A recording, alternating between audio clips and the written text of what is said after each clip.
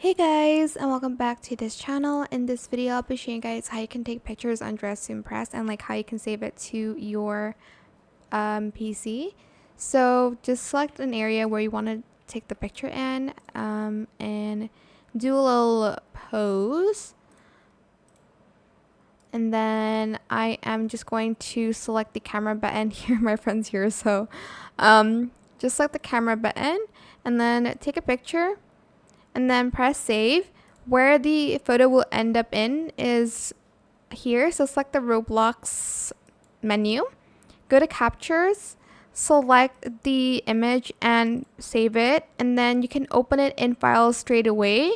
If you don't know where it saves to, just take a picture randomly and find it again.